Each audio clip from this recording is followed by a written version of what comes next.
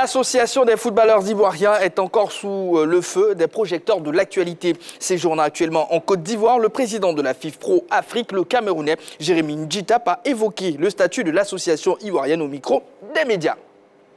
La FIFPro, qui est l'instance fêtière mondiale, a des directives vis-à-vis de ces associations ou de ces syndicats membres. Ces directives doivent être respectées, notamment les statuts. Alors, toute association ou syndicat qui ne respecte pas ces statuts ne devrait pas faire part de la FIFPro. Et comme vous l'avez noté et vous l'avez constaté, la FI n'est pas là. Donc il y a un contentieux. Je pense que, je ne sais pas si je vais me permettre, bientôt, où ça a déjà été fait, il y aura une prononciation vis-à-vis de cette situation. C'est pour ça que pour le moment, au départ, je pense que vous êtes assez informés, la FI a été suspendue. C'est pour ça qu'elle n'est pas là. Mais d'ici, je ne sais pas si c'est déjà sorti ou pas, il y aura une décision concernant la FI. C'est pour ça que pour le moment, la FI est encore suspendue. On attend l'instance fêtière qui va prendre ses responsabilités. Mais sachez que nous, de notre côté, moi je suis africain. La Côte d'Ivoire, c'est une très grande nation de football. Et on a besoin des représentants. Et des représentants dignes qui respectent ou bien qui remplissent toutes les conditions ou les directives de la FIFPro. Sachez que la FIFPro, ce n'est pas le nombre, c'est la qualité. Parce que nous savons que le footballeur, c'est la matière première et c'est celui-là donc qu'on va prendre soin.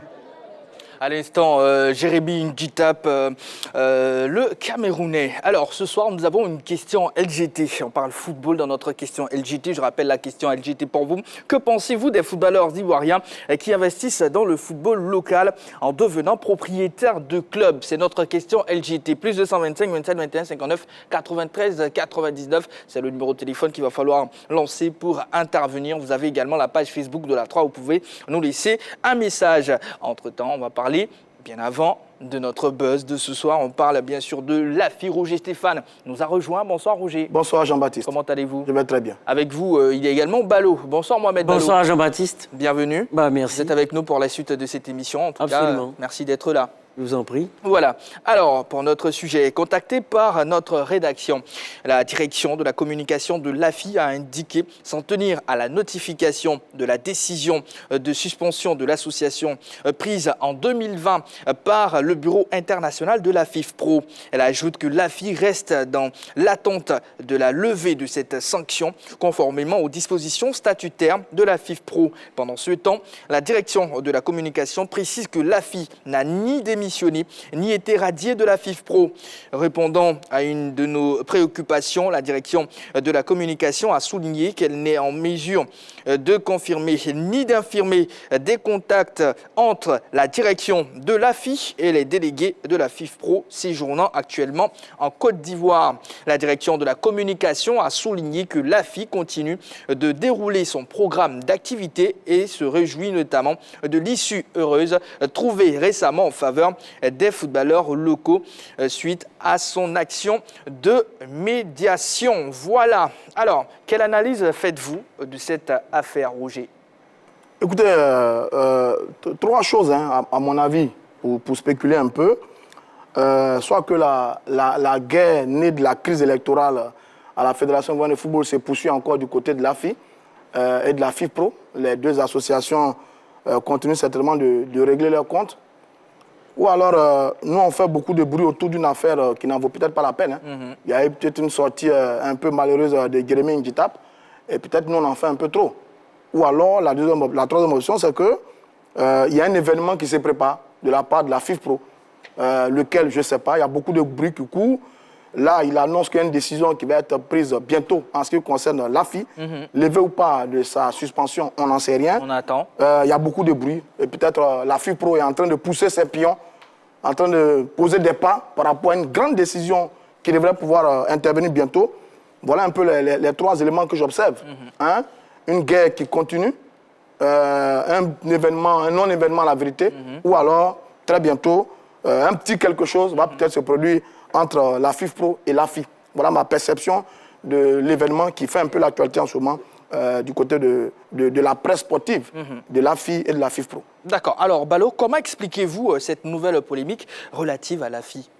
Oui, ça s'explique déjà par le fait que l'AFI estime à la base, plutôt la FIFPro estime à la base que l'AFI a tout simplement quelques manquements. C'est ce qui est dit ici. Je pense que la décision est le fruit de divers manquements statutaires, que l'AFI n'a pas respecté certains statuts, c'est-à-dire que, par exemple, l'AFI n'a pas tenu d'assemblée générale depuis le 30 décembre 2017.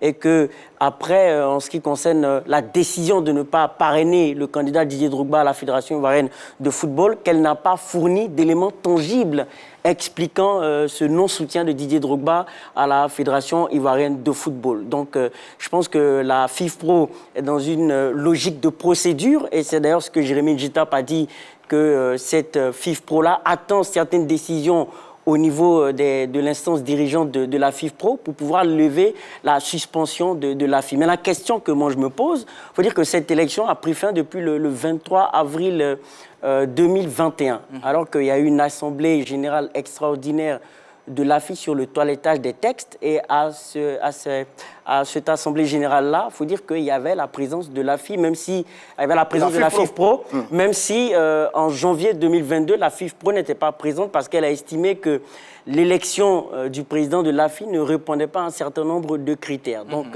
je pense que si elle reproche à l'AFI de n'avoir pas respecté certains statuts, donc pourquoi est-ce qu'elle était présente à l'Assemblée générale extraordinaire du toilettage des textes? Donc je pense que là, il y a un peu une forme d'incohérence. Ouais. Et après cela, en janvier 2022, elle est absente pour des raisons de manquement en ce qui concerne l'organisation de l'élection. Donc là, c'est des petites incohérences que je tenais à noter. Sinon, je pense que la FIFPro est dans une logique de respect de procédure, donc on ne peut lui en vouloir pour cela. D'accord. Mais au-delà de tout ça, Yves, n'avez-vous pas le sentiment qu'il y a un problème de personnes dans cette affaire? Un problème de personne, non, je ne verrai pas la chose sous cet angle-là. Je pense que la FIFPro, comme Balo l'a signifié, est dans une logique et dans une démarche de procédure et elle fait en sorte que la procédure soit respectée. Je ne pense pas qu'il y a des problèmes de personne. Le président Cyril Domoro lui-même aussi l'a si bien dit lorsqu'il était interrogé sur certaines chaînes en ce qui concerne sa présence à la tête de l'AFI. Ils ont été suspendus, pas pour les activités au plan local, mais je pense que c'est pour les activités au plan international et au plan continental. Donc l'AFI a continué de faire son travail, l'AFI a continué de continuer son travail qui est d'œuvrer pour le bien-être des footballeurs ivoiriens. Maintenant, ils étaient tous conscients que l'AFI était toujours suspendue parce que c'est une correspondance qui date du 23 juillet 2020, donc elle court jusqu'à présent.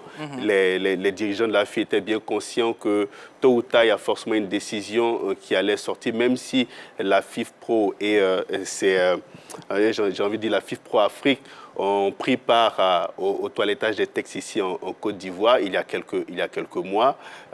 Donc je ne vois pas de problème de personne. Et puis d'ailleurs, eux-mêmes l'ont aussi bien signifié, les responsables de l'AFI, que ce soit le président, le secrétaire général, et tout. Tout le monde est, j'ai envie de dire, est en conformité avec l'instance fêtière au plan continental et au plan international.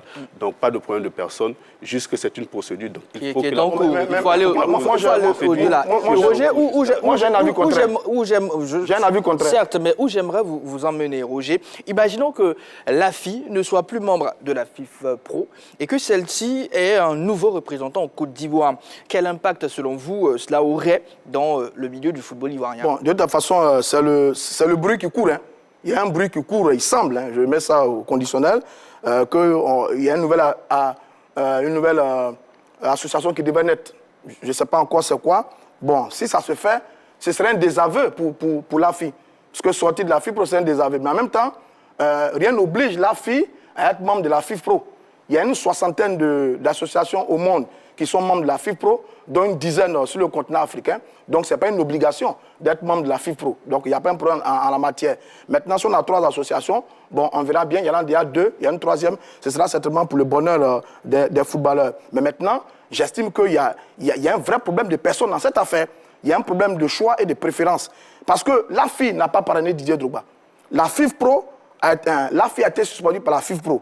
Drogba a démissionné de l'AFI. Et ensuite, la FIFPro participe là à des activités avec Drogba.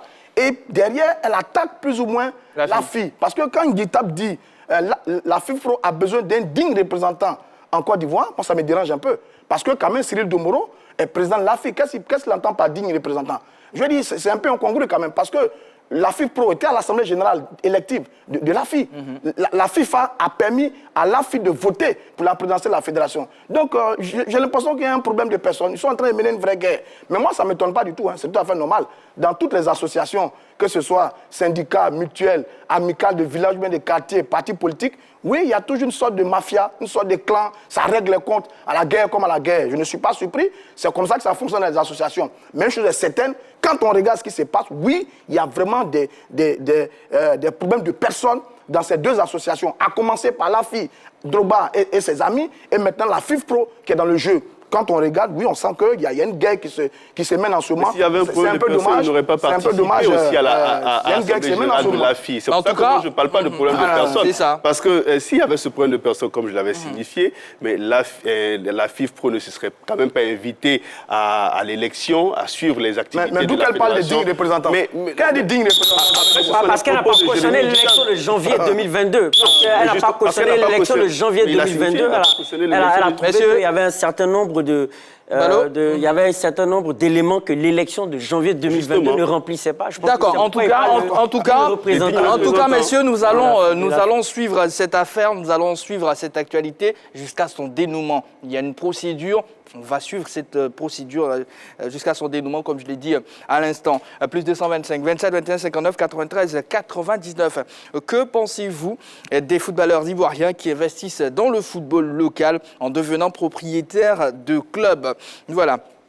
On en parle à présent. Désormais, on peut compter sur nos footballeurs, qu'ils soient en activité ou pas, à jouer leur partition pour le rayonnement de notre football. Eh bien, ils ont décidé de s'investir à fond dans le football local. C'est notre actu. En attendant, suivons l'élément concocté par la rédaction.